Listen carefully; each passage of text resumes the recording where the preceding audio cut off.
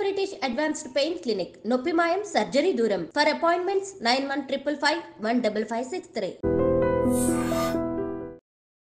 Welcome to crime diaries. ఈ వారం మన guest one of the excellent IPS officer.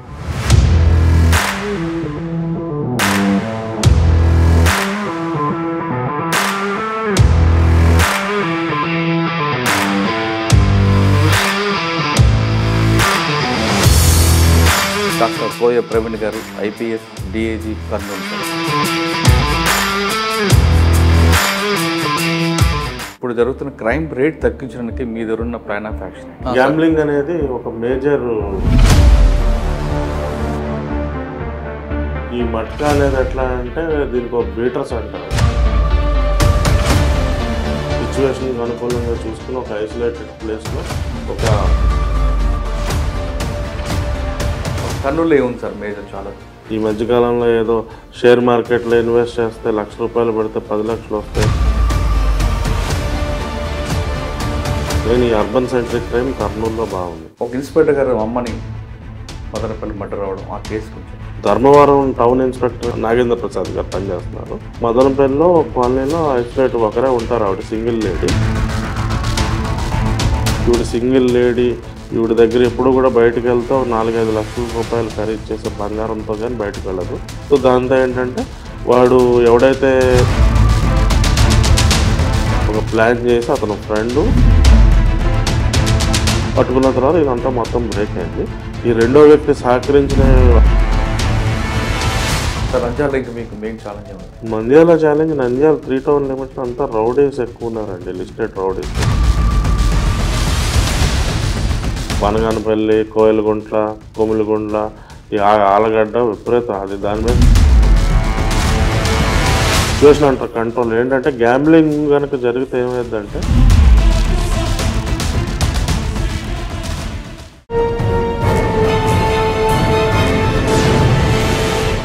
Welcome to crime diaries. ఈ వారం మన guest one of the excellent IPS officer. పేరు doctor Koya Praveen garu, IPS DIG Kurnool range. పశ్చిమ గోదావరి జిల్లా పోలవరంలో పుట్టిన కోయ ప్రవీణ్ గారు కాకినాడలో మెడికల్ చేసిన తర్వాత ఎంబీబీఎస్ చేశారు. తర్వాత ఆయన 2009లో సివిల్స్ రాసి ఐపీఎస్ సెలెక్ట్ అయ్యారు. అక్కడి నుండి కాజీపేట, పార్వతీపురం, విజయనగరంలో వివిధ పోస్టుల్లో పనిచేసిన ఆయన ఎస్పీగా విశాఖపట్నం రూరల్తో పాటు విజయవాడ లా అండ్ ఆర్డర్లో పనిచేశారు.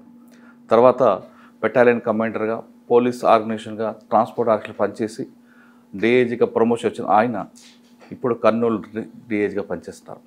కర్నూలు రేంజ్ అనగానే ఆంధ్రప్రదేశ్లో ఎక్కువగా పేరు వార్తల్లో నిలిచే రేంజ్ కర్నూలు. ఎందుకంటే గతంలో ఫ్యాక్షన్ జిల్లాలో ఉన్న కర్నూలు రేంజ్లో ఇప్పుడు ఎలాంటి క్రైమ్ ఉంది అనే విషయాన్ని ఆయన తెలుసుకుందాం. ముఖ్యంగా కర్నూలు రేంజ్లో గతంలో 2 జిల్లాలు ఉండేవి. ఇప్పుడు కర్నూలు, కడప, నంద్యాల, అన్నమయ్య జిల్లా 4 వచ్చాయి. 4 జిల్లాల్లో ఎలాంటి క్రైమ్ ఉంది, ఆయన ముఖ్యంగా జిల్లా రేంజ్కి వచ్చాక ఛాలెంజ్ ఏమొచ్చాయి, అన్నిటికన్నా ముఖ్యంగా ఆయన ఎక్కువ మట్కా, అదేవిధంగా ఇల్లీగల్ యాక్టివిటీస్ మీద ఎక్కువగా ఫోకస్ చేయడానికి ప్రధాన కారణం ఏంటి అనే విషయాన్ని సార్ అడిగి తెలుసుకుంటాం. సార్ నమస్తే అండి. Second interview. Thank you. First interview battalion అయింది, సెకండ్ ఇంటర్వ్యూ. సార్ ఫస్ట్ సాధారణంగా ఒక డిఐజీ గారు ఒక రేంజ్కి వచ్చిన తర్వాత టోటల్గా రేంజ్లోనే మీ జిల్లాలంటే ఆఫీసర్లు మీటింగ్ పెట్టడం, ఆర్గనైజ్డ్ క్రైమ్ ఎక్కడుంటే దాని మీద బ్రేక్ చేయాలని ఇంటెన్షన్ మీద ఎక్కువగా ఉంటాయి.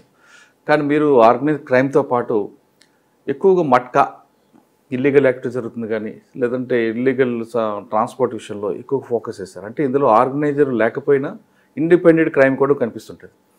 అంటే వీటి మీద ఎక్కువ ఫోకస్ చేయడం ప్రధాన రీజన్, కారణం ఏంటి? రెండోది, మీ జరిగిన 4 జిల్లాల్లో మదనపల్లి దగ్గర నుండి తీసుకుంటే అన్నమయ్య దగ్గర నుండి ఇటు కర్నూలు వరకు ఒక్కొక్క ఏరియాలో ఒక క్రైమ్ కల్చర్ కనిపిస్తుంటుంది. ఒకప్పుడు కర్నూలు అనగానే ఫ్యాక్షన్, ఇప్పుడు కర్నూలు ఫ్యాక్షన్ పోయింది.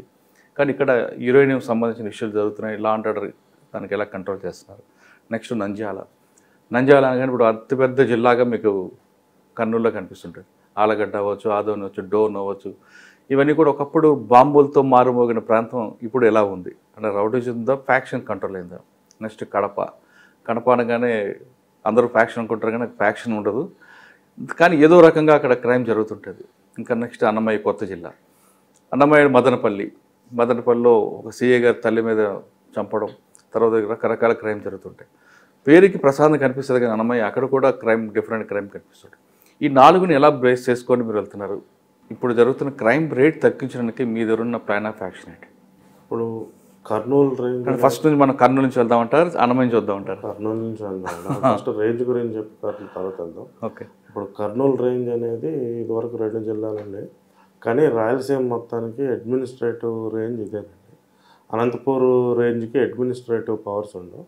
సో ఈ ఇన్స్పెక్టర్సు, సబ్ ఇన్స్పెక్టర్సు, ఏఎస్ఎస్ వాళ్ళ ముగ్గురు appointment, increments, so administrative work ఎక్కువ ఉంటుంది. అంటే మీకు చిత్తూరు, అనంతపూర్ కూడా మీకే వస్తుంది. Administrative appointing authority Kurnool admin range అంట. సో ఇలాంటిది మనకి ఒక ఉమ్మడి రాష్ట్రంలో వరంగల్, కరీంనగర్ కూడా వరంగల్ అడ్మిన్ రేంజ్. అవును.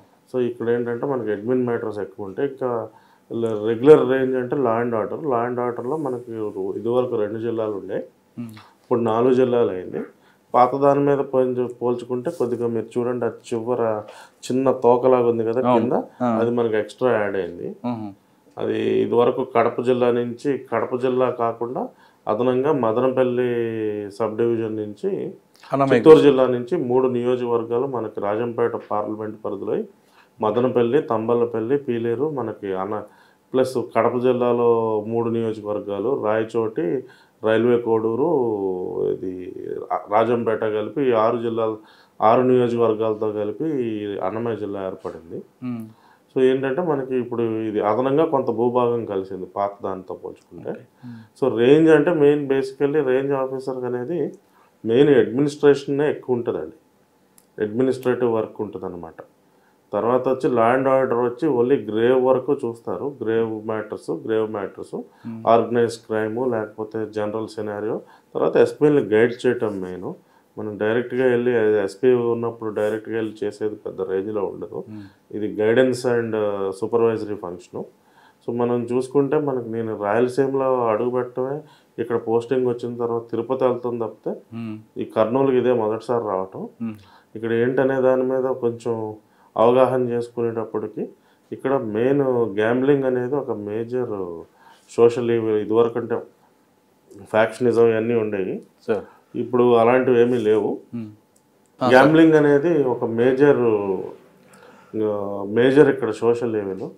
గత కొంతకాలంగా కొంచెం దాని యొక్క ఇంటెన్సిటీ యొక్క గ్యాంబ్లింగ్ నిర్వహణ అనేది ఒక లార్జ్ స్కేల్గా, ఒక ఇంటెన్సిఫైడ్ ఆర్గనైజ్ మేనర్లో ఈ కర్నూలు, నంద్యాల, కడప జిల్లాల్లో బాగా జరిగేటట్టు మనకి ఇన్ఫర్మేషన్ వచ్చిన మొదటి రోజుల్లో. సో వచ్చినప్పటి నుంచి గ్యాంబ్లింగ్ అనేది కంట్రోల్ చేయాలనేది పెట్టుకున్నామండి. దానిలో భాగంగానే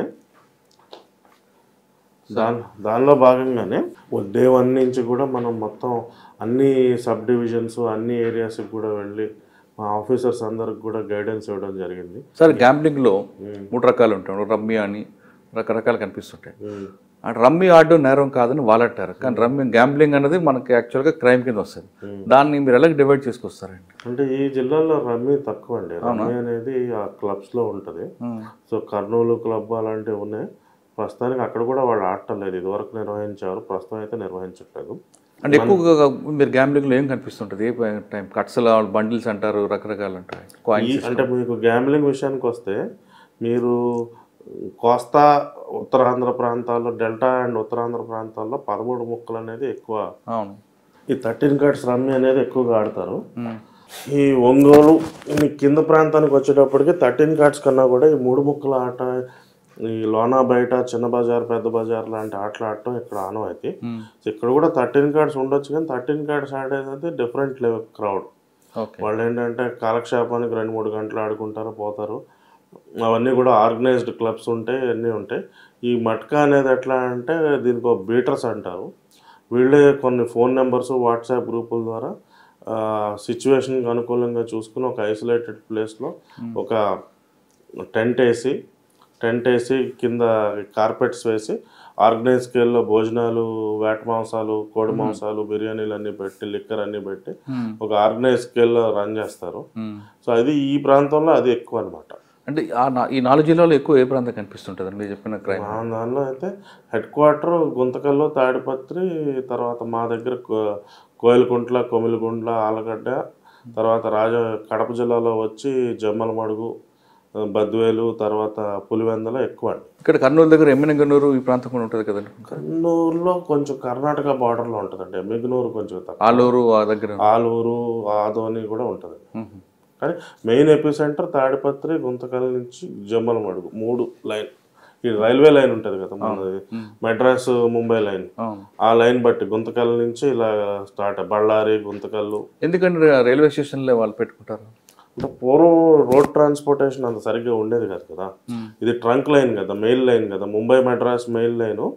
బళ్ళారి, గుంతకల్లు, తాడిపత్రి, గుత్తి, తాడిపత్రి, జమ్మలమడుగు, ఎర్రగుంట్ల అలా వెళ్తుంటుంది. సో ఈ బీటర్స్ అంతా ఏంటంటే ఈ రోజు ఎక్కడ ఉంటే రేపు ఈ రైల్వే లైన్ వెంబడి నడుచుండేది. సార్ దాని మీద ఎక్కువ ఫోకస్ పెట్టారు మీరు. అందులో అరెస్టులు ఏం జరిగాయి? అరెస్టులు కన్నా కూడా అరెస్ట్ అంటే పెద్ద చట్ట ప్రకారం పెద్ద సీరియస్ సెక్షన్స్ అంటూ ఏమీ లేవు. కానీ వాళ్ళకి చేయవలసిన బైండ్ ఓవర్స్, ప్రివెంటివ్ మెషర్స్ అన్ని తీసుకున్నాం. ఒక విధంగా చెప్పాలంటే ఈ 4 నెలల్లో మా గ్రేటెస్ట్ అచీవ్మెంట్ ఏంటంటే రేంజ్లో మట్కా 100% కంట్రోల్లో ఉంది. 100% అనగా కంట్రోల్, లార్జ్ స్కేల్ కంట్రోల్లో ఉంది. అప్పుడు అక్కడక్కడ చిన్న చితక 10 మంది ఎక్కడో చోట ఉంటారు, ఇక దొంగ పోలీస్ ఆటలాగా ఊటీఆరా జరుగుతూ ఉండొచ్చు. కానీ లార్జ్ స్కేల్ అయితే టోటల్గా కట్టడి చేయగలిగాం. సార్ మీరు గతంలో కూడా విశాఖ పనిచేస్తున్న డైమండ్ చెక్ పాయింట్ని పెట్టేవారు. డైమండ్ చెక్స్ చేయడం, సర్ప్రైజ్ చెక్ అప్పుకుని ఒక్కో దగ్గర కాకుండా మార్చడం అనేది గంజాయి దీన్ని. అదే కాన్సెప్ట్ ఇక్కడ కూడా పెట్టారా? గంజాయి లాంటి ఏమి లేవు. గంజాయి కోసం కదా ఆ కాన్సెప్ట్, అంటే ఒకే దగ్గర చెక్ పాయింట్ పెట్టుకుంటా సర్ప్రైజ్ చెక్ చేయడానికి కూడా ఏంటంటే ఇది అంతా కూడా ఇక్కడ కూడా ఏంటంటే ఇది కూడా ఇంచుమించు చెప్పాలంటే నక్సలైట్లు లేరు కానీ ఈ బంజరు భూములు, అడవులు, ఈ చిట్టు అడవులు, వాస్ట్ ఏరియా అనమాట. సో చెక్ చేయడం అనేది ప్రాక్టికల్లీ పాసిబుల్ ఏం కాదు. కాకపోతే మనకి ఏంటంటే ఈ బీటర్స్ అనేది ఒక ఐడెంటిఫైడ్ లిస్ట్ ఉంది. సో వాళ్ళందరినీ పిలిచి బైండ్ ఓవర్లు చేసుకోవటం. తర్వాత ఒకటిసారి ఆలగడ్డలో ఎక్కడో పెట్టారు పెద్ద స్కేల్లో. అది ఇంకా ఆట మొదలవక ముందే మనం పట్టుకున్న దానిలో బాగానే లాజ్ కొద్దిగా ఆట మొదలై ఉంటే ఇంకా 10 times ఎక్కువ ఉండేది రికవరీ. ఆట మొదలవక ముందే మనం రైడ్ చేయడం వల్ల జస్ట్ మినిమంతో అయింది. పెద్ద స్కేల్లో ఒక్కసారే ఆలగడ్డలో అటెంప్ట్ చేయడం జరిగింది. ఇంకా చిన్న చితగా రోజు ఏదో ఒకటి every alternate day small scale అయితే వస్తున్నాయి. లార్జ్ స్కేల్ అయితే ఇప్పుడు వచ్చి జరగలేదు. సార్ మట్కా ఆడేవాళ్ళందుకు బాంబేలో ఉండి అక్కడ ఫోన్ చేసి ఒక నెంబర్ తీసుకొస్తాడు. అది వేరే, అదే సింగిల్ నెంబర్ లాట్ టైప్, అది దాన్ని మట్కా అంటారు. సార్ ఎక్కువ మీరు వ్యభిచారం మీద ఫోకస్ పెట్టారు 4 జిల్లాల్లో కూడా. ఇక్కడ నుంచి ఇదే ఇక్కడ కొద్దిగా మనకి పశ్చిమ ప్రాంతం ఏదైతే కర్నూలు జిల్లాలో ఉందో అక్కడ కొంచెం ఇది ఉంది. బికాజ్ ఆఫ్ పావర్టీ, అక్కడ డ్రై ప్రాంతం అవటం వల్ల, వర్షాభావ ప్రాంతం వల్ల వలసలు వెళ్ళటం వల్ల ఏంటంటే అక్కడ కొద్దిగా ఉన్నాయి అనమాట. సో దాని మీద అక్కడ ట్రాఫిక్ స్కోప్ ఉంది. ఇప్పుడు అంటే ఇక్కడికన్నా వేరే అనంతపూర్ ఎక్కువ, కానీ ఇక్కడ కూడా ఆ స్కోప్ ఉందని అక్కడ మనం కొంచెం కాన్సన్ట్రేట్ చేసి అలాంటి వాటి ఏం జరగకుండా మనం అయితే ప్రస్తుతానికైతే అలాంటి మేజర్ లార్జ్ స్కేల్ అయితే ఏది రిపోర్ట్ కాలేదు. ఓకే, ఇక మనం జిల్లా వారికి వెళ్దామండి. ఫస్ట్ కర్నూలు జిల్లా. కర్నూలు జిల్లా ఒకప్పుడు ఫ్యాక్షన్, ఇప్పుడు కంట్రోల్ అయింది. కొంచెం మీరు అన్నట్లుగా ఎమ్మినగనూరు కర్ణాటక బార్డర్ లో కొంచెం అక్కడక్కడ కనిపిస్తుంటది, అది మీ కంట్రోల్లో ఉంది అంటున్నారు. ఒక కర్నూలులో ఏముంది sir major challenge? Major challenge అంటే మెయిన్ కర్నూలు టౌన్లో ఇది ల్యాండ్ విషయాలే మేజర్. ల్యాండ్ తర్వాత ఇది కొంచెం సిటీ అవటం వల్ల కూడా ఈ సైబర్ ఫ్రాడ్లు. ఈ మధ్యకాలంలో ఏదో షేర్ మార్కెట్లో ఇన్వెస్ట్ చేస్తే ₹1,00,000 పెడితే 10 లక్షలు వస్తాయి, ₹1,00,00,000 వస్తాయి, ఈ టైపు కొద్దిగా రిపోర్ట్ అవుతా ఉన్నాయి. మెయిన్ ఈ అర్బన్ సెంట్రిక్ క్రైమ్ కర్నూలులో బాగుంది. రౌడీజం తగ్గిందంటారు? రౌడీజం పెద్దగా ఏం లేదండి సార్. నెక్స్ట్ కర్నూలు తర్వాత నంద్యాలకు వస్తాం. నంద్యాలలో ఎక్కువ రౌడీజం, ఒకప్పుడు అంటే బాంబులు గడ్డ కానీ ఇప్పుడు నగిలీ గడ్డ లేదు, కానీ రౌడీజం కంట్రోల్ ఎలా చేస్తున్నారు? రౌడీస్లందరి మీద కూడా ఎవరైతే రౌడీ యాక్టివిటీస్ పాల్పడతారో వాళ్ళందరి మీద కూడా ప్రివెంటివ్ సెక్షన్స్ పెట్టాం. ప్రివెంటివ్ సెక్షన్స్ పెడతాం జరుగుతుంది. అదేవిధంగా కూడా జైల్లో ఉన్నారు చాలామంది కేసుల్లో, జైలు మానిటరింగ్ కూడా స్ట్రిక్ట్గా చేస్తున్నాం. వచ్చినా కూడా ఎవరైతే ఇప్పుడు 2 వర్గాల మధ్య ఎక్కడైతే రైవలరీస్ ఉన్నాయో వాళ్ళలో ఇద్దరిని ఒక లొకేషన్లో ఉండకుండా వేరే ఊర్లో ఉండే విధంగా వాళ్ళని కౌన్సిలింగ్ చేసి పంపిస్తాం. ఓకే, నంద్యాలలో శ్రీశైలం కూడా కలిసిందండి. శ్రీశైలం ఇప్పుడు మనం చూస్తుంటే ఏపీకి ఒక పర్యాటక కేంద్రంగా మారుతుంది. శ్రీ సీఎం గారు కూడా ఎక్కువగా దాని మీద ఎక్కువ ఫోకస్ చేస్తారు. అవును, ఎక్కువ క్రైమ్ కానీ లేదంటే డెవలప్మెంట్ విషయంలో కానీ అక్కడ ఎక్కువగా కనిపిస్తుంటుంది. కాబట్టి శ్రీశైలం మీద మీకున్న ఫోకస్ ఏముంది? ఇప్పుడు శ్రీశైలం అండి టోటల్ అది 2 విలేజెస్ ఉంటాయండి. అక్కడ శ్రీశైలం టెంపుల్ టౌన్ పూర్తిగా కూడా టెంపుల్ ఆధీనంలో ఉంటుంది. తర్వాత అక్కడ అతిపెద్ద ఊరు సున్నిపెంట, అక్కడ 20,000 జనాభా ఉంటుంది. సున్నిపెంట శ్రీశైలం నుంచి హైదరాబాద్ వెళ్ళే దారిలో ఉంటుంది. ఇప్పుడు మేము ఇక్కడి నుంచి శ్రీశైలం వెళ్ళాలంటే ప్రకాశం జిల్లా వెళ్ళి ప్రకాశం జిల్లా దోర్నాల నుంచి మళ్ళీ మేము శ్రీశైలం జిల్లా ఈవెన్ ఆ ఘాట్ రోడ్లో కూడా 2/3 ప్రకాశం జిల్లాలో ఉంటుంది, ఓన్లీ 1/3 మనకు ఉంటుంది. సో ఇది శ్రీశైలంకి ఏంటంటే మేజర్ ఇప్పుడు పర్యాటక కేంద్రంగా డెవలప్ చేయడానికి హ్యూజ్ పొటెన్షియల్ ఉంది. కానీ మేజర్ ప్రాబ్లం ఏంటంటే యాక్సెసిబిలిటీ. రోడ్ అనేది 2 రోడ్లు ఉన్నాయి, ఒకటి దోర్నాల రోడ్డు, ఒకటి ఈగలపేంట అది నాగర్ కర్నూలు నుంచి వచ్చే రోడ్. ఆ 2 రోడ్లే. 2 రోడ్లు కూడా రిజర్వ్ ఫారెస్ట్లో ఉండటం వల్ల ఏంటంటే రోడ్ ఎక్స్పాన్షన్కి ఆ పర్మిషన్లు అవి రావడం కొద్దిగా ఇబ్బందితో కూడుకున్నది. సో ఎస్పెషలీ మనకి 365 days ఇది major Saturday Sunday huge Hyderabad నుంచి మనకి దోర్నాల నుంచి వచ్చే క్రౌడ్ ఎక్కువ భక్తులు ఉంటారు. హైదరాబాద్ నుంచి వచ్చేది ఏంటంటే సైట్ సీయింగ్ భక్తులతో పాటు సైట్ సీయింగ్ క్రౌడ్ కూడా హ్యూజ్ స్కేల్లో హైదరాబాద్ మార్గం గుండా వస్తూ ఉంటారు. సో మనకి సాటర్డే సండే అక్కడ ఎప్పుడు ప్రెషర్ పాయింట్ అనమాట. ఈ ఎస్పెషలీ హైదరాబాద్ రోడ్లో ఏంటంటే విపరీతంగా వీళ్ళు సైట్ సీయింగ్ క్రౌడ్ వాళ్ళు వస్తూ లేకపోతే ఇక్కడ సున్నిపెంటలో కానీ మద్యం సేవించడం వల్ల కానీ లేకపోతే సడన్గా రోడ్డు పక్కన కారు ఆపేసి ఏమన్నా జంతువులు కనిపిస్తాయని అట్లా చూస్తూ ఉంటారు. రోడ్డు చిన్నది, ఒక వాహనం ఆగితే రెండో వాహనం వెళ్తాకుండదు. ఇవన్నీ ఉంటాయి. మనం సో వీకెండ్స్ మాత్రం స్ట్రిక్ట్గా కాన్సన్ట్రేట్ చేస్తాం. అవసరమైతే ఏమన్నా మేజర్ ఈవెంట్ ఉన్న రోజు, నిన్న కార్తీక పౌర్ణమి, నిన్న 70,000 మంది భక్తులు శ్రీశైలం రావడం జరిగింది. మనకి శ్రీశైలంలో అత్యంత రద్దీ ఉండేది మొదటిది శివరాత్రి, ఉగాది, మూడోది కార్తీక పౌర్ణమి. సో ఈ మూడిట్లకి ఏంటంటే మనం ఇక్కడ వచ్చిన తర్వాత మొదటిసారి సీఎం గారు ఈ ప్రభుత్వం వచ్చిన తర్వాత శ్రీశైలం టెంపుల్ దర్శనానికి వచ్చారు. ఆ రోజు ఒక 4 గంటలు ఎంతో ట్రాఫిక్ జామ్ అవటం చేయటం వల్ల సీఎం గారు కొద్దిగా ఆగ్రహించి మందలించడం జరిగింది. సో దానికోసం ఏంటంటే ఒక ప్రణాళిక తయారు చేసుకున్నాం. ఇప్పుడు ఏదైతే ఈ ఘాట్ రోడ్ సెక్షన్ ఉందో హైదరాబాద్ సెక్షన్లో 4 హోల్డింగ్ పాయింట్స్ ఐడెంటిఫై చేసి బాగా రద్దీ ఉన్న సమయంలో వెహికల్స్ని అక్కడ ఆపటం, ఈ తర్వాత బైక్ పెట్రోలింగ్ కూడా స్టార్ట్ చేసాం. బైక్స్ ఇచ్చి వాళ్ళకి కోట్స్ ఇచ్చి విజిల్స్ ఇచ్చేసాం. సో నిన్నైతే పెద్ద ట్రాఫిక్ అయితే పెద్ద ఏమీ కాలేదు. ఊరైతే మాత్రం మొత్తం నిన్నైతే పీక్ తిరుపతి మాదిరి రద్దీ ఉండింది శ్రీశైలంలో. సార్ శ్రీశైలంలో మరొక ప్రాజెక్ట్ రాబోతుంది, సీ ప్లేయర్ అని. ఇక్కడ మనం ప్రకాశం బ్యారేజ్ నుంచి శ్రీశైలం డైరెక్ట్ రావచ్చు అనేది ఆ మంచి ప్రాజెక్టు. త్వరలో పెద్దగా ఒక మంచి లార్జ్ స్కేలర్ వస్తుంది.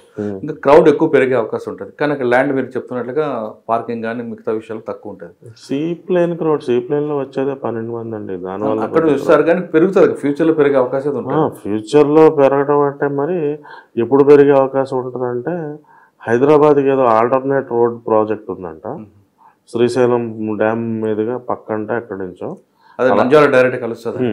అలాగే ఇప్పుడు కడప లేకపోతే తాడిపత్రి వీళ్ళందరూ కూడా కర్నూలు రాకుండా డైరెక్ట్ హైదరాబాద్ వెళ్తారు. అది వస్తే మనకు అప్పుడు విపరీతంగా పెరుగుతుంది. అప్పటి వరకు సీ ప్లేన్ వల్ల కానీ దానివల్ల పెద్ద ఎక్స్పోనెన్షియల్గా రద్దీ పెరిగే అవకాశం ఉంది. ఓకే. సో ఇంకా శ్రీశైలంలో ఎక్కువగా దళారుల వ్యవస్థ ఎక్కువ ఉంది. భక్తులు కానీ విషయంలో కానీ లేదా ఇంకో రూములు తీపిస్తామని చేస్తుంటారు. అది మీ నోటీసులు ఉందంటారు? చెప్తున్నారు జనరల్లీ టెంపుల్ ఏరియాస్లో ఉంటాయి. సో దాని జనరల్ అంత లార్జ్ స్కేల్ ఉంటే కనుక if it is out of proportion ఈ పాటికి వచ్చేది. ఏదో చిన్న చితక ఇంకా అదొక మీన్స్ ఆఫ్ ఎంప్లాయ్మెంట్ కింద ఉంటే నడవచ్చు. కానీ అది భక్తులకు ఇబ్బంది ఉంటుంది కదా. ఇంకా వచ్చినోడికి ఒక రోజుకి అన్ని పట్టించుకోరు కదా. ఇప్పుడు అందరూ అదొక మీన్స్ ఆఫ్ ఎంప్లాయ్మెంట్. రూమ్ ఇప్పిస్తా అంటే మోసం చేస్తే గొడవ అవుతుంది. కానీ రాగానే ఇప్పుడు ఎవరన్నా భక్తులు వస్తే రూమ్ తీసుకెళ్తే దర్శనం చేపిస్తే అదొక లైవ్లీహుడ్. అది లేకపోతే ఇప్పుడు టూరిస్ట్ గైడ్ మాదిరి అదొక గైడ్ ఎక్కువ. కరెక్టే. కానీ మీరు అన్నట్లుగా చూపిస్తాయి, చూపించుకొని డబ్బులు తీసుకుని పారిపోయిన ఎక్కువ ఉంటారు. అలాంటివి ఉంటే మాకు వచ్చేస్తాయి కదా. అది లేదు, అది లేదంటారు.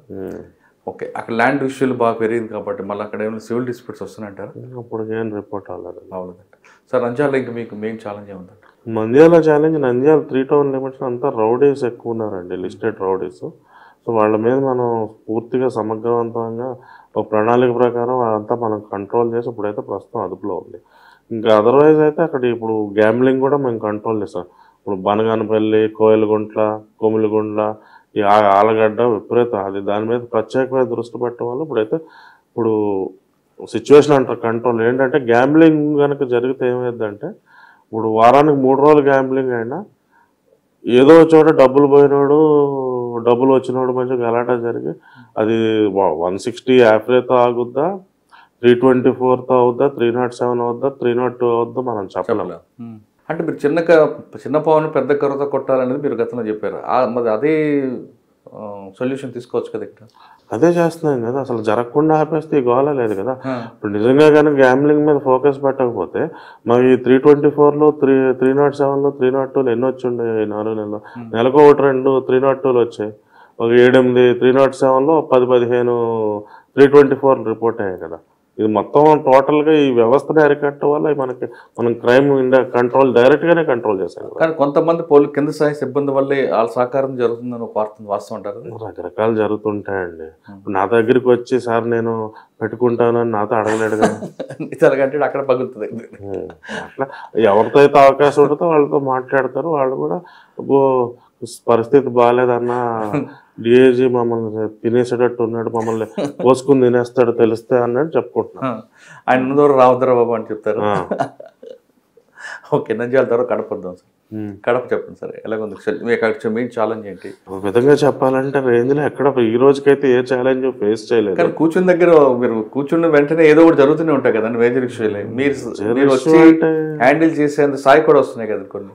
అది అంత స్థాయి ఇది ఒకటే వచ్చింది. అదర్వైజ్ వేరే అది మదనపల్లి ఫైర్ యాక్సిడెంట్ కూడా మదనపల్లి అన్నమే కదా, అన్నమే. మన కడప గురించి మాట్లాడుతాం. అదే వచ్చిన తర్వాత అంత మేజర్ అయితే ఏం లేదు. ఇప్పుడు కడప వచ్చేటప్పటికి Kadapa already old district, 100 years 70-80 years old district. అక్కడంతా కూడా organised, number of sub divisions ఎక్కువ. ప్రతి నియోజకవర్గానికి ఒక sub division because of factionism. ఈ ప్రాంతంలో ఇప్పుడు మా వైజాగ్ జిల్లా లేకపోతే గోదావరి జిల్లా అయితే ఒక సబ్ డివిజన్ లో 20-25 పోలీస్ స్టేషన్లు ఉండే. ఇక్కడ 6-7 పోలీస్ స్టేషన్లు, 700 పోలీస్ స్టేషన్లకి ఒక్కొక్క సబ్ డివిజన్ డిఎస్పీ నిజం. ఫ్యాక్షనిజం ఉండటం వల్ల తెలంగాణలో నక్సలిజం వల్ల ఏంటంటే పోలీస్ ఈ ఏరియాలో కొంచెం వ్యవస్థీకృతంగా బలంగా ఉంటుంది ఆంధ్ర ప్రాంతంతో పోల్చుకుంటే. సో కడపకు వస్తే కడపలో ప్రస్తుతం ఫ్యాక్షన్ అనేది టోటల్లీ రూల్డ్ అవుట్. కాకపోతే అది మాజీ ముఖ్యమంత్రి గారి స్వగ్రామం అవటం, పులివెందుల మాజీ ముఖ్యమంత్రి గారి స్వగ్రామం అవటం ఒక ప్రాముఖ్యత విశిష్టత ఎప్పటికీ ఉంటుంది కడపకి. As on to date Kadapa టౌన్లో కూడా ఇవేనండి. బికాస్ ఆఫ్ ఈ అర్బనైజేషన్ వల్ల సబర్బన్స్లో ల్యాండ్ ఇష్యూస్ లేకపోతే సివిల్ ఇష్యూస్, ఈ చీటింగ్, ఈ వైట్ కాలర్ అఫెన్సెస్ కొద్దిగా రిపోర్ట్ అవుతుంటాయి. అది కడప టౌన్. తర్వాత బద్వేలు ఒకటి కూడా కొంచెం ల్యాండ్ ఇష్యూస్ ఉన్నాయి. బద్వేలు అండ్ గోపవరం 2 మండలాల్లో టోటల్ రికార్డ్స్ మిస్ అయిపోయినాయి. ఎలా ఎప్పుడు జరిగిందో తెలియదు. ఆ 2 మండలాలకి రెవెన్యూ రికార్డ్స్ అనేవి లేవు. సో అక్కడ కొంచెం ప్రాబ్లమ్స్ ఉన్నాయి సార్. బద్వేలు కాకుండా జమ్మల మడుగు అక్కడ కూడా కొంచెం ఫ్యాక్షన్ కనిపిస్తుంటుంది. బయటికి కనబడదు కానీ ఎక్కడో జరుగుతుంటుంది. అదే ఒక తాళప్రొద్దుటూరు మండలంలో ఒక చిన్న ఇష్యూ రిపోర్ట్ అయింది. ఆ చిన్న ఇష్యూలో గాలిలో కాల్పులు జరపయింది. అది గన్ కల్చర్ కూడా మేము డెలిబరేట్గా ఎంకరేజ్ చేయట్లేదు. లైసెన్సులు కూడా ఒక as a matter of policy encourage చేయట్లేదు. అందరికి కూడా ఎస్పీలకు కూడా అన్లెస్ ఒక సెలబ్రిటీ స్టేటస్ ఉన్న వ్యక్తి అయితే తప్పితే రెన్యువల్ అలాగా ఆపి పెట్టమని చెప్పడం జరిగింది. గతంలో ఉన్న వాళ్ళకి రెన్యువల్ వచ్చినప్పుడు కూడా ఆపి పెట్టమని అంటే ఫ్రీగా ర్యాండమ్గా రొటీన్గా చేయొద్దు. అన్లెస్ ఆ పర్సన్ ఒక celebrity status perceived real threat కనుక ఉంటే తప్పితే ఏదో స్టేటస్ సింబల్ కింద ఎంకరేజ్ చేయొద్దని చెప్పడం జరిగింది. సార్ గన్ రెన్యూల్ చేయాలన్నా లేదంటే గన్ మ్యాన్ తగ్గించాలన్నా ఐఎస్డబ్ల్యూ ఇంటెలిజెన్స్ వాళ్ళు కూర్చొని ఆ మీటింగ్ లో డిసైడ్ చేస్తారు. అది గన్మెన్స్ అండి. గన్ లైసెన్స్ ఎస్పీ గారు తీసుకుంటారు అనుకోండి. Collector licensing authority. అవునండి, ఎస్పీ గారు రిపోర్ట్ మీద ఇస్తారు. కరెక్ట్. కానీ గన్మెన్ తగ్గించే వ్యవస్థ అనేది ఇంటెలిజెన్స్ బ్యూరో తీసుకుంటుంది. అది ఎస్ఆర్సి అని స్టేట్ రివ్యూ కమిటీ అని ఉంటుందండి. దానికి ఇంటెలిజెన్స్ చీఫ్ హెడ్ ఉంటారు. చాలా మంది ఆఫీసర్స్ ఉంటారు. అది స్టేట్ వైడ్ డెసిషన్ తీసుకుంటారు. ఆ విధంగా మీరు తీసుకున్న డెసిషన్ కడపలో ఎవరికైనా తగ్గించారండి? వాళ్ళు తీసుకుంటారండి. దానిలో మా ప్రమేయం ఉండదు. అంటే మీరు పంపిస్తారు? ఇప్పుడు మేము జనరల్లీ ఉన్న అప్లికేషన్స్ పంపిస్తాం, ఎగ్జిస్టింగ్ కొత్త అప్లికేషన్స్ పంపిస్తాం. ఎస్పీలు వాళ్ళు డైరెక్ట్గానే పంపించేస్తారు. అయితే ఒకసారి కొన్ని ఏమైనా స్పెసిఫిక్ అబ్జెక్షన్స్ ఉంటే రేంజ్ డిఐజీ ద్వారా అడుగుతారు. వాళ్ళు స్టేట్ లెవెల్ కమిటీ తీసుకుంటుంది. సార్ కడపలో ఇటీవల ఒక పేరు వచ్చింది, రవీందర్ రెడ్డి అని. అసలు ఏంటి సార్ ఎపిసోడ్ ఎలా మిస్ అయింది? అసలు మిస్ అవటం ఏంటి? ఆయన ఎక్కడి నుంచి ఎస్కేప్ అవడం అని. ఆయన ఎస్కేప్ ఏం అవ్వలేదండి. ఆయన వెళ్ళిపోయారు. పోలీస్ స్టేషన్లో 41 నోటీస్ ఇచ్చి వెళ్ళిపోయారు. 41 నోటీస్ ఇచ్చారు, ఏ నోటీసు. అయితే పక్క జిల్లాలో ఇంకో కేసు రిజిస్టర్ అయింది, వాళ్ళకి హ్యాండ్ ఓవర్ చేసుకుంటారని చెప్పారు. ఆ ప్రాసెస్లో మిస్కమ్యూనికేషన్ ఆయన స్మూత్గా ఆయన రైట్ రాయల్గా నడుచుకుని వెళ్ళిపోయారు. తర్వాత దొరికారు, అరెస్ట్ అంటే తర్వాత దొరికిన తర్వాత మా అక్కాపురం దగ్గర దొరికారు, అరెస్ట్ చేసి ప్రెస్ మీట్ పెట్టారు. సార్ కడప పక్కన అన్నమయ్య జిల్లాలో మదనపల్లి ఇష్యూ తీసుకుందాం. Madanapalle sub register fire accident అది సిఐడిలో ఉంది కాబట్టి దాని గురించి మాట్లాడుకుంటా. మీరు రివీల్ చేస్తానంటే ఓకే, సిఐడి ఉంది కాబట్టి నేను అడగకూడదేమో. అంటే మేము చేసేది మేము చెప్పగలుగుతాం. సిఐడికి బదులైన తర్వాత మాకు తెలియదు కదా. ఇప్పుడు మాకు రిపోర్ట్ అయింది కేసు, రిపోర్ట్ అయిన వెంటనే కేసు కట్టాం.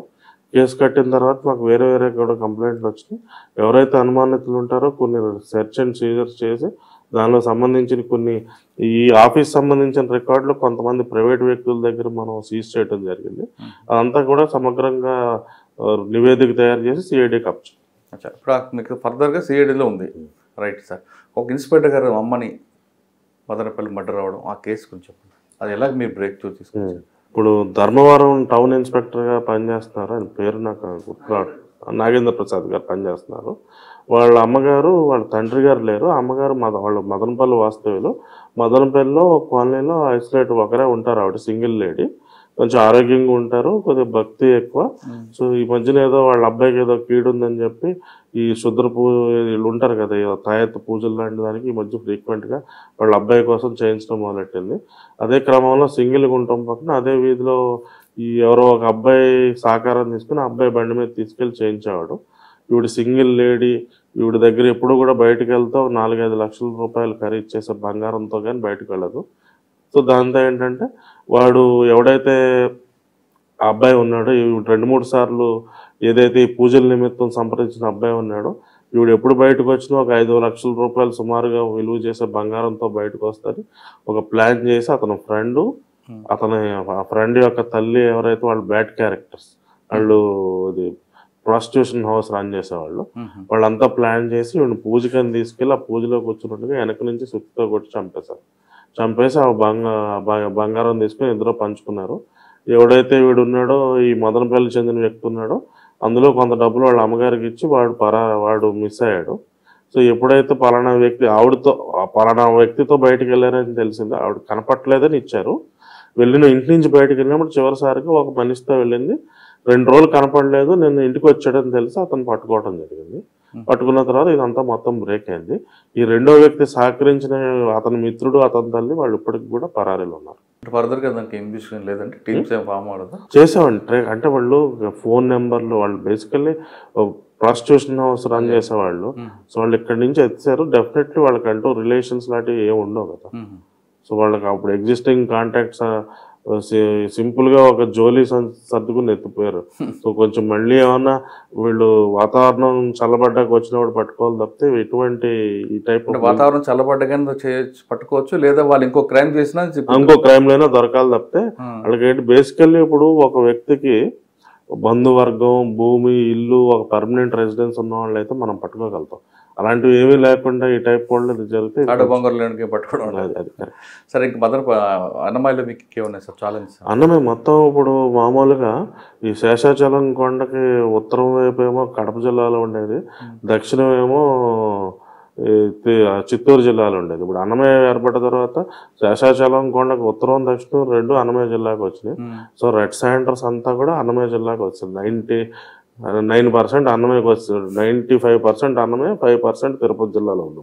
మరి మీరు ఎర్రచందన స్మగ్లర్స్కి మీ ఫోకస్ ఏంటి? ప్రస్తుతం గత 2014లో తీసుకున్న చర్యల వల్ల అయితే ఏది కానీ, ఈ RSTF పెట్టడం వల్ల కానీ ప్రస్తుతం అది అప్పుడు కూడా ర్యాండమ్గా వారానికి ఒకటి చిన్న స్థాయి లోడ్లు పట్టుకోవడం అలాంటివి మనకు రిపోర్ట్ అవుతుంది. అంటే గతంలో అంతా లార్జ్ స్కేల్ దొరకట్లేదు అంటే? లార్జ్ స్కేల్ ఆర్గనైజ్డ్గా లేదు. కాకపోతే మనకున్న సమాచారం ఏంటంటే, గతంలో దీనిలో ఆరితేరని నిష్ణాతులు ఎవరైతే ఉన్నారో వాళ్ళు ఈ ఎర్రచందనం దొంగలు ఏవైతే ఉన్నాయో వాళ్ళ యొక్క పొలాల్లో, బావుల్లో డంప్ చేసి పెట్టున్నారు. సరైన సమయం వచ్చినప్పుడు సరైన సరసమైన ధర పలికిన రోజు, సరైన వర్తకుడు వచ్చిన రోజు తీయొచ్చు అనేది ఒక సమాచారం అయితే ఉంది. సరే, 4 జిల్లాలో మీకు బాగా టఫ్ ఉన్న జిల్లా ఏముందంటే? 4 స్మూత్గా ఉన్నాయంటే? ఓకే సార్, 4 జిల్లాల్లో ఇంకో 2 క్రైమ్ కనిపిస్తాయి. ఒకటి హైవేలు ఉన్నాయి, రోడ్ యాక్సిడెంట్స్ ఎక్కువ కనిపిస్తుంటాయి. కడప అవ్వచ్చు, లేదంటే నంద్యాల, ఈ రోడ్ అంతా కూడా. దాంతోపాటు మీకు సైబర్ క్రైమ్ ఇప్పుడు ఎక్కువ కనిపిస్తుంది, వినిపిస్తుంది. ఈ రెండింటిపై మీ ఫోకస్ ఏంటి? రోడ్ యాక్సిడెంట్ పైనుంచి మా చీఫ్ డీజీ గారి ఆఫీస్ నుంచి కూడా చాలా స్పష్టమైన నిర్దేశాలు ఉన్నాయి. ఎక్కడైతే 2 కన్నా ఎక్కువ వ్యక్తులు చనిపోయారో అక్కడ కంపల్సరీ డిఎస్పీ విజిట్ చేసి with team of RTO, brake inspector and R&B DN తీసుకుని విజిట్ చేసి కంపల్సరీ అక్కడ రిపోర్ట్ తయారు చేసి రోడ్ సేఫ్టీ ఏడీజీ రోడ్ సేఫ్టీకి పంపించి అలాగే రోడ్ సేఫ్టీ అథారిటీకి మేము పంపిస్తాం. అండ్ ఇమీడియట్ చేయాల్సిన మెజర్స్ ఏమైనా ఉంటే విత్ మినిమల్ ఇంటర్వెన్షన్ అక్కడే స్పాట్లోనే, అక్కడ ఇప్పుడు సపోజ్ డివైడర్ ఉంటుంది, డివైడర్లో యూటర్న్ ఫెసిలిటీ ఉంటుంది, రెండు మొత్తం చెట్లు ఉంటాయి. సో తిరిగేవాడికి ఎదురు వచ్చేవాడు కనపడ్డా, అలాంటి చోట ఒక రెండు పక్కల కొన్ని మీటర్ల పాటు 2 మీటర్లు 2.5 3 మీటర్స్ రెండు పక్కల ఆ చెట్లు తీసేయటం వల్ల విజిబిలిటీ ఇంప్రూవ్ చేయటం. లేకపోతే హైవేకి ఊర్లో నుంచి వచ్చే పిఆర్ రోడ్ కలుస్తుంది, ఆ పిఆర్ రోడ్కి హైవేకి కలిసే జస్ట్ ఫ్యూ మీటర్స్ ముందు స్పీడ్ బ్రేకర్లు వేయటం, అలాంటివి చేస్తున్నాం. అంటే గవర్నమెంట్ వైపు నుంచి ఉన్నది మీరు చేస్తున్నారు, రోడ్ డిజైన్లో ప్రాబ్లం ఉన్న రోడ్డు యాక్సిడెంట్స్ సంఖ్య తగ్గించండి. కానీ వెహికల్ వాళ్ళదే మిస్టేక్స్ ఉంటాయి, రాంగ్ రూట్లో వస్తుంటారు, హైవే మీద సడన్గా వాళ్ళు 100 కిలోమీటర్ స్పీడ్లో వస్తుంటే సడన్గా తీస్తాడు. యాక్చువల్లీ స్ట్రిక్ట్గా హార్ట్ఫుల్గా చెప్పాలంటే పెడిస్ట్రియన్స్ మోటార్ సైక్లిస్ట్ 100% తప్పులు ఉంటాయండి. ఇప్పుడు రోడ్ ట్రాఫిక్ యాక్సిడెంట్ ప్రివెన్షన్లో 3 కాంపోనెంట్స్ ఉంటాయి, 3 components. Education, first engineering, education, engineering, enforcement. మేము ఓన్లీ 3 చేస్తాం. ఇంజనీరింగ్ లో కూడా స్ట్రక్చరల్ డిజైన్ ఫాల్ట్స్ చాలా ఉంటాయండి, అది కూడా బేసిక్ ఎడ్యుకేషన్ ల్యాకింగ్ అండి. ఇప్పుడు విదేశాల్లో అయితే ట్రాఫిక్ సిగ్నల్స్ గురించి, ట్రాఫిక్ సేఫ్టీ గురించి, ఈవెన్ ఒక హైవే ఇప్పుడు 6 lanes వేసాం. ఖచ్చితంగా 6 lanes వేసినప్పుడు 3 మీటర్ లేన్స్ ఏమో 3 ఉంటాయి, 3 మీటర్ లేన్స్ ఉంటాయి. 3 మీటర్ తర్వాత 1.5 మీటర్దేమో మోటార్ సైక్లిస్ట్ లేన్ ఉంటుంది. సో మోటార్ సైక్లిస్ట్ ఆ తెల్ల గీతకి లెఫ్ట్ సైడ్ చివరి నుంచి వెళ్ళాలి. ఈ 3 ఏవైతే ఈ లేన్స్ ఉన్నాయో లెఫ్ట్ సైడ్ ట్రక్స్ వెళ్ళాలి, బస్సులు మధ్యలో దాని నుంచి వెళ్ళాలి, హై స్పీడ్ కార్లు రైట్ సైడ్ డివైడర్ పక్క నుంచి వెళ్ళాలి. కానీ వీడు కొత్త కారు మోటార్ సైకిల్ వాడు మిడిల్ లైన్లో వెళ్తాడు, ఆటో వాడు రైట్ లైన్లో వెళ్తాడు. There is zero basic education మీద మనం ఫోకస్ చేయాలి. సార్ మీరు ఫస్ట్లో ఈ 3లో ఫస్ట్ ఎక్కువ ప్రయారిటీ ఇస్తున్నారు ఎడ్యుకేషన్. ఎంత ఎడ్యుకేట్ చేసిన తర్వాత కూడా ట్రాఫిక్ వైడర్స్ ఎక్కువ కూడా హైలీ క్వాలిఫైడ్ కనిపిస్తుంటారు. కారణం ఏమనుకోవచ్చు? ప్రజాస్వామ్యం అంటే మనం అంతేనే మాట వింటారు, తనకూడదు కదా. అంటే అదొకటేనా? అదే మనకనే లేదు, చదువుకున్నవాడు చేశాడంటే తనతే వింటాడు, చెప్పిన మాటలు విన్నప్పుడు తనతే అనాలి. తనటం ప్రాక్టికల్లీ పాసిబుల్ కాదు, లేదు కదా. అది ఇప్పుడు ప్రజాస్వామ్యం యొక్క సైడ్ ఎఫెక్ట్స్. అంతేనా సార్? మన సిస్టంలో ఏదైనా మేనేజ్ చేసుకోవచ్చు ఒక ధైర్యం అనుకోవచ్చు వాళ్ళకి. నేను ఇంకా బ్రాడ్ టర్మ్ చెప్పా కదా, సైడ్ ఎఫెక్ట్స్ ఆఫ్ డెమోక్రసీ. కాదు సార్, ఇదే మన పర్సన్ వేరే స్టేట్కి వెళ్ళి ఖచ్చితంగా పాటిస్తాడు, అక్కడ ఎవడు తెలియదు వాడికి. ఇక్కడికి వచ్చిన తర్వాత అందరూ తెలుసు కదా, ఈ థింగ్స్ ఈజ్ అన్టచబుల్, ఇదేదో మేనేజ్ చేసుకోవచ్చు అండి. అదే సైడ్ ఎఫెక్ట్స్ ఆఫ్ డెమోక్రసీ. ఇప్పుడు సింగపూర్ డెమోక్రసీ అంటారు కానీ ఇట్స్ సెమీ డెమోక్రసీ. చాలా సివియర్ సెక్షన్లు ఉంటాయి, అలాంటి సెక్షన్లు ఉంటే ఎవడో చేయడు, మరి లేవు కాబట్టి. కానీ దానివల్ల వాళ్ళే నష్టపోతుంటారు కదా. ఎవరు? ఇప్పుడు రాంగ్ రూట్లో ఒక ఆయన వస్తాడు, వాడు తొందరగా ఇంటికి వెళ్ళిపోవాలి అనుకుంటాడు, వాడికి తెలుసు రాంగ్ రూట్లో ప్రాబ్లం వస్తుంది, ఎక్కడైనా వస్తుంటాడు. ఒకవేళ యాక్సిడెంట్ ఏంటంటే అవతల వ్యక్తి యాక్సిడెంట్ అయ్యేది ప్రాబబిలిటీ 1 in a million కదా. వాడి ఫ్యూల్ సేవింగ్, టైం సేవింగ్ నిత్యం రోజు కంటి ముందు కనిపిస్తుంది కదా. మీరు ప్రాబబిలిటీతో బట్టి చూడాలి. Accident random 1 in 10 to the power of 6. కానీ వాడు ఆ రాంగ్ రూట్లో వెళ్ళటం వల్ల రోజుకి 1/2 గంట టైం సేవ్ అవుద్ది, రోజు 50 రూపాయలు పెట్రోల్ సేవ్ అవుద్ది. ఐ క్యాలిక్యులేషన్ వాడుకుంటారు. కరెక్ట్. ఆయన చనిపోయాడు అనుకోండి, కుటుంబం రోడ్ మీదకి వస్తుంది కదా. అంత అది లాంగ్ కదా, 1 into 10 to the power of 6 probability కదా. 10లో ఒకడు కాబట్టి దానికి 100 లక్షల ఒకడు, 10 లక్షలకు ఒకడు పోతాడు. సరే యాక్సిడెంట్ చనిపోయాడు అనుకోండి, చనిపోతే పర్వాలేదు, మాకు ఫ్యామిలీ మర్చిపోతారు, కొంతకాలం బాధపడతారు. కానీ అదే వ్యక్తి కాలో చేయి ఇరిగిపోయి, నేను చెప్పేది అదేనండి, ప్రాబబిలిటీ తక్కువ కాబట్టి దాన్ని తప్పుడు ఇన్స్టెంట్ గెయిన్ కనిపిస్తుంది ఇక్కడ. Long term probability of chance 1 into 10 to the power of 6 కదా. It takes a risk. కానీ మనకి కంట్రీలో తీసుకుంటే, మన దేశంలో కానీ లేదంటే ఐపీలో కానీ ఏ స్టేట్లో తీసుకున్నా మర్డర్ల కన్నా వీళ్ళే ఎక్కువ చనిపోతుంటారు. Road accident is largest cause of deaths. And road accident లో చనిపోయేది కూడా ప్రొడక్టివ్ ఏజ్ పీపుల్ ఎక్కువ చనిపోతుంటారు. 18 to 35, 40 ఎక్కువ ఉంటారు. దానివల్ల అదేనండి, మనం ఎడ్యుకేషన్ ఇంప్రూవ్ చేయాలి. ఎడ్యుకేషన్ ఇంప్రూవ్ అవ్వకపోతే ఎన్ఫోర్స్మెంట్ స్ట్రింజెంట్ గా ఉండాలి. అంటే ఇప్పుడున్న సెక్షన్లకైతే కష్టం. సింగపూర్ మాదిరి విద్యావంతులకైతే సింగపూర్ మాదిరి శిక్షలు విధిస్తేనే కంట్రోల్ అవుతుంది. కానీ వాళ్ళకండి చెప్తున్నాం కదా, బెస్ట్ అంటారు అంతే. సింగపూర్ మాదిరి శిక్షలు వేస్తే సింగపూర్ లో కొరటా దెబ్బలు కొడతారండి, 100 కొరటా దెబ్బలు. మరి ఇప్పుడు చదువుకున్నవాడు తినలేడు కదా. Okay sir, next cyber crime. ఇప్పుడు కంటికి కనిపించడు వాడు నేరాలు చేస్తుంటాడు. నేరం చేసినవాడు చదువుకోడు, విక్టిమ్స్ అందరూ వాళ్ళు కూడా క్వాలిఫై ఉంటారు. అంటే దీనికి కారణం అశ్రద్ధ అనుకోవాలా లేదా అత్యాస? దురాశ దుఃఖానికి చేటు, దురాశ దుఃఖానికి చేటు. నువ్వు భారతదేశం అభివృద్ధి సగటున 7% అవుతుంది. బ్యాంకులో డబ్బులు వేస్తే వడ్డీ వాడు 9% ఇస్తున్నాడు ఎఫ్డీ చేస్తే. నువ్వు బ్యాంక్ నుంచి అప్పు తెచ్చుకుంటే 13% ఛార్జ్ చేస్తాడు. నువ్వు 100%, 150%, 300% రిటర్న్స్ వస్తున్నాయి అంటే సంథింగ్ ఈజ్ అబ్నార్మల్ అనే సెన్స్ అనేది ప్రివైల్ అవ్వాలి. ఆ సెన్స్ ఎప్పుడు పోద్ది? నీకు దురాశ అనేది నేను ఉత్తేజపరిచినప్పుడు పోద్ది. సరే, దురాశ అనేది కొంతమంది ఉంటారు, కొంతమంది అవగాహన లేని కూడా చేస్తున్నారు. అవగాహన లేని వాళ్ళు చిన్న చిత్తగా పోతాయండి. ఈ మధ్యన మేజర్గా మనకు రిపోర్ట్ అవుతున్నాయి.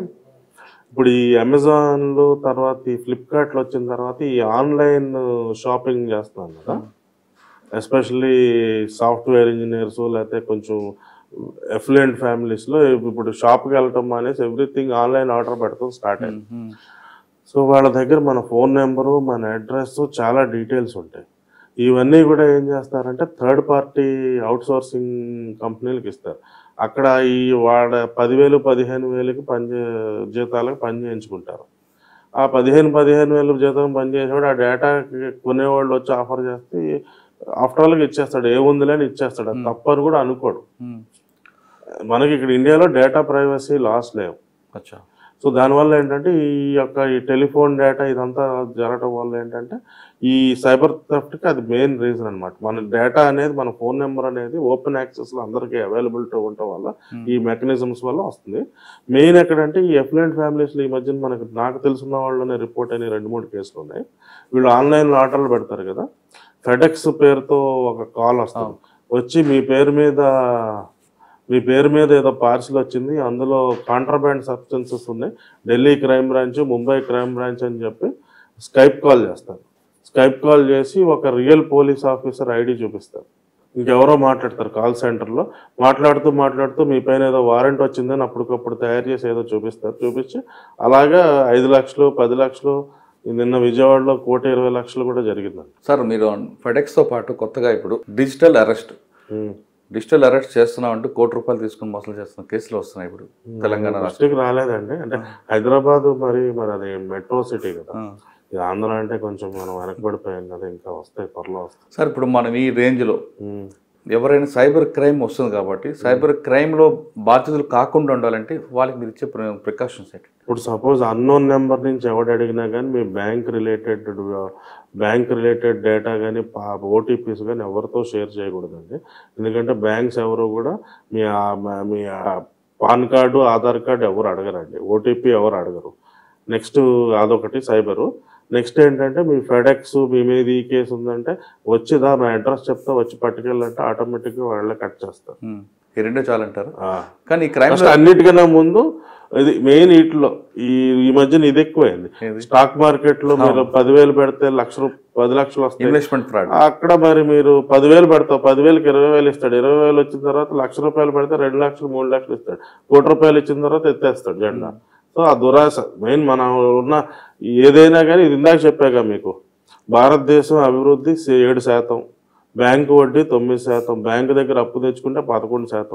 మాక్సిమం నువ్వు ఏం చేసినా ₹2, ₹3, ఏమైనా కొన్ని దానిలో 4-5 రూపీస్ రేట్ ఆఫ్ ఇంట్రెస్ట్ మించి రాదు మీకు అబ్నార్మల్ ఇచ్చారంటే మీ నెత్తి మీద సెటగో వెంకటేశ్వర నామాలు పెడతాయి అనేది మీరు గుర్తించాలి. సార్, ఇందులో క్రైమ్ లో తీసుకుంటే ఎక్యూజ్డ్ పార్టీ తీసుకుంటే ఇన్నోసెంట్, అంటే వాడు మినిమం ఇంటర్మీడియట్ 10th క్లాస్ చదివి ఉంటాడు. విక్టిమ్ అందరూ కూడా అబౌవ్ డిగ్రీ ఉంటారు. అది ఆ బ్యాలెన్స్ ఎందుకు వస్తుంది అనుకుంటారు? ఇప్పుడు స్కిల్కి ఎడ్యుకేషన్కి సంబంధం లేదు కదండి. ఇప్పుడు ఈ సైబర్ క్రైమ్స్ చేసేవాళ్ళు మన జార్ఖండ్లో జమతారా అని 10th క్లాస్ చదివిన వాళ్ళే ఉంటారు. నెంబర్ ఆఫ్ ఒక్కొక్కడు 100 సిమ్లు పెట్టుకుని చేస్తుంటారు. లేకపోతే ఈ హర్యానాలో నువ్వు అనే ప్రాంతం ఉంది, అక్కడ చేస్తారు. రాజస్థాన్ అదే భరత్పూర్ బార్డర్, హర్యానా భరత్పూర్ బార్డర్ లో ఉంటుంది. ఈ వాళ్ళకి అదే పనిగా చేస్తారు. Basically with level of education సంబంధం లేదండి. నీ మనిషిలో అంతర్లీనంగా దాగున్న దురాశని వాడు ట్యాప్ చేస్తాడు.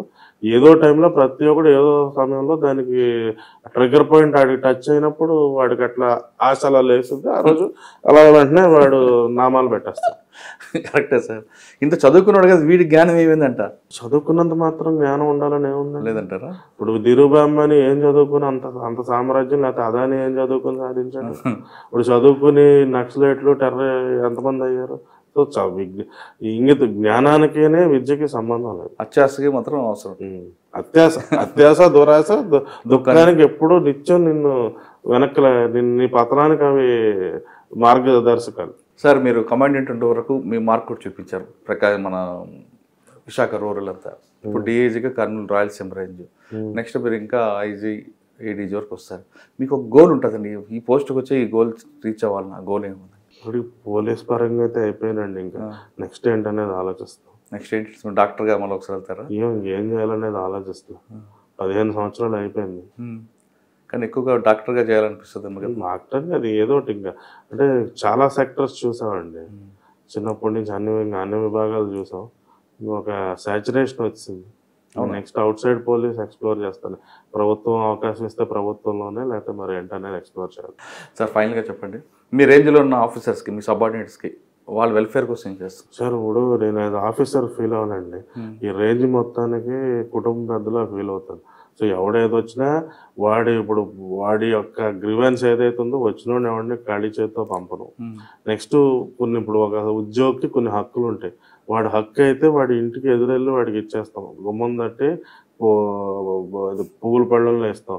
వాడు హక్కు కాని దాన్ని వాడు తలకిందులు తపస్సు చేసినా చేసేది ఏమి ఉండదు. ఓకే సార్, ఫైనల్గా క్వశ్చన్ అండి, ఈ డిపార్ట్మెంట్కి వచ్చే వాళ్ళకి మీరు ఇచ్చే మెసేజ్ ఉంది. ఎందుకంటే మీరు చాలా అప్ అండ్ డౌన్ చూశారు. పోలీస్ డిపార్ట్మెంట్ అంటే చాలామంది ఏమనుకుంటారంటే కాకి బట్టలు ఉందంటే అందరూ వచ్చి మనకు సలాం చేస్తారని, అడిగింది ఇస్తారని కొంతమంది అనుకుంటారు. కొంతమంది ప్రజలకు సేవ చేయడానికి బెస్ట్ ప్లాట్ఫామ్ అని అనుకుంటారు. ఇలాగ మిస్కమ్యూనికేషన్ కొంతమంది ఉంటుంది. రాగానే డబ్బులు సంపాదించాలని కూడా కొంతమంది వస్తుంటారు.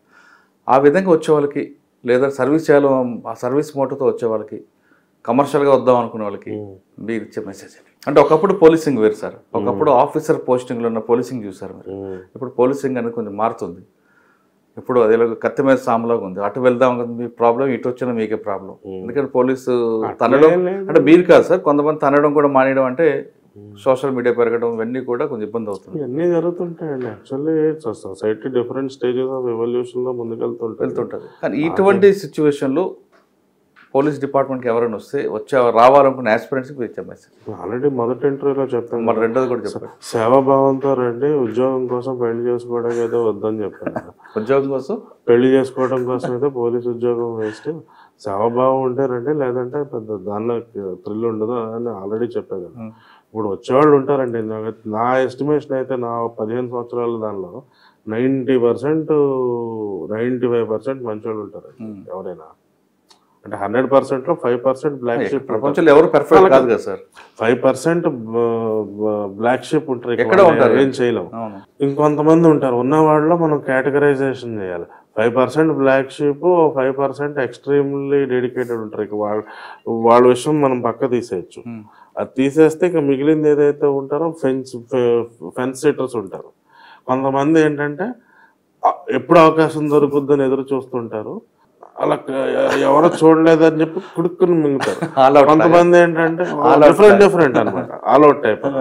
కొంతమంది ఏంటంటే మనకు చెడ్డ పేరు రాకుండా ఉంటే పర్లేదు అనుకుంటాం. కొంతమంది మన నోటితో మనం అడగకూడదు. అంటే డిఫరెంట్ కేటగిరీస్ ఉంటాయి. ఇవన్నీ ఉంటాయి. ఏంటంటే బేసికల్లీ పోలీస్ అనేది it's a delivery service centre అనమాట, ప్రజలకు కావాల్సిన సేవలు అందించేది. సో సర్వీస్ డెలివరీలో మీకు స్పీడ్ మనీ అనేది కొంత ఉంటుంది, ఇదో రకమైన కరప్షన్ ఇవన్నీ ఉంటాయి. కాబట్టి డెఫినెట్లీ చేసేవాడు ఎంతో కొంత అంకిత భావం లేదే డిపార్ట్మెంట్ స్ట్రక్చర్ అయితే నిలబడుతుంది. ఓకే, కానీ మీరు ఎక్కడ చార్జ్ తీసుకున్నా మీటింగ్ పెట్టినప్పుడు మీ సబార్డినేట్స్కి నేను తినను, మీరు తింటే మాత్రం ఊరుకొని అంటారు. అలాంటి పిచ్చి మాటలు నేను చెప్పనండి. నేను ధర్మబద్ధంగా న్యాయబద్ధంగా నడుచుకోండి. చట్టబద్ధత అనే ముసుగులో మీరు దాక్కుంటే చర్మం వలిచేస్తాను. ధర్మబద్ధంగా న్యాయబద్ధంగా నడుచుకోండి అని చెప్తాను. ఎందుకంటే ఇంగ్లీష్లలో చాలా లసుకులు ఉన్నాయి. తప్పు చేసేవాడిని ఇది పెంచి పోషిస్తే దొంగతనం చేసేవాడికి అనేక వెసులుబాట్లు ఉంటాయి. మనం ఫాలో అయ్యేది ఇంగ్లీష్లా కదా. దీని ముసుగులో మీరు వెనకాల దాక్కుంటే చర్మం వలిచేస్తా, ధర్మబద్ధంగా న్యాయబద్ధంగా నడుచుకోవాలని చెప్తాను. సార్ పోలీస్ డిపార్ట్మెంట్లో మీ తర్వాత మీ వెనకున్న వాళ్ళు ఎక్కువ కష్టపడుతారు. అంటే వాళ్ళంటే నేను మిమ్మల్నే కాదు, అందరు డిపార్ట్మెంట్లో హోంగార్డ్ దగ్గర నుంచి డీజీపీ గారి వరకు వాళ్ళ వైఫ్స్ ఎక్కువ కనిపిస్తుంటారు. వాళ్ళు భార్యలు, పోలీస్ భార్యలు, వాళ్ళు కరెక్ట్గా ఉండబట్టే మీరు అందరూ బయట ఉండి ఫంక్షన్కి దానికి దూరంగా ఉన్న ఇల్లు అంతా జాగ్రత్త తీసుకొస్తుంటారు. ఆ విధంగా ఉన్న పోలీస్ బ్యాక్ బోన్ అయిన పోలీస్ భార్యల మీద వాళ్ళ కోసం కూడా అనేకమైన సంక్షేమ కార్యక్రమాలు చేపట్టాం. ఎస్పెషల్లీ కానిస్టేబులరీ వైఫ్స్, తర్వాత హోమ్ గార్డ్స్ వైఫ్ కూడా అనేక రకమైన ఇది. ఈవెన్ హోమ్ గార్డ్స్ కూడా ఆరోగ్య భద్రత అన్ని విస్తరించడం జరిగింది. అది డిపార్ట్మెంట్ కేర్ చేసుకుంటాం. అంటే మీ గురించి కూడా మీ మేడం గారు కూడా మీరు బయటకు వచ్చి ఎక్కడ తిరిగినా పిల్లల్ని జాగ్రత్త చూసుకోవడం, వాళ్ళ స్కూల్స్ వెళ్ళడం, వాళ్ళ హోంవర్క్ చూడడం కానీ, పేరెంట్ టీచర్ మీటింగ్ ఆవిడ వెళ్ళడం, ఇలాంటివన్నీ చేయడం వల్ల మీరు అటువంటి వైఫ్ల మీద మీ ఒపీనియన్? ఆబ్వియస్లీ అండి, వాళ్ళే కదండి, వాళ్ళు ఉండబట్టే మనం ఉన్నాం కదా. వాళ్ళు ఉండబట్టే మీరు ఒప్పుకుంటారు కదా. Yes, right. పోలీస్ డిపార్ట్మెంట్ రావాల్సిన వారు ఖచ్చితంగా సేవాభావంతో రండి. కేవలం ఉద్యోగం కోసం, వివాహం కోసం మాత్రం ఎటువంటి పరిస్థితులు రావద్దంటున్నారు డాక్టర్ కోయ ప్రవీణ్ గారు. ఆయన చెప్తున్నట్టుగా ప్రజలకు సేవ చేయాలంటే the best platform police department. ఖచ్చితంగా పోలీస్ డిపార్ట్మెంట్ రండి, ప్రజలకు సేవ చేయండి. ఇది డాక్టర్ కోయ ప్రవీణ్ గారితో ఎక్సలెంట్ ఇంటర్వ్యూ. వచ్చే వారం మరో గెస్ట్ మళ్ళీ కలుద్దాం. అంతగా నమస్తే. Thank you sir. Thank you. Next మీరు ఐఏకి మరో ఇంటర్వ్యూ చేస్తారు తప్పకుండా.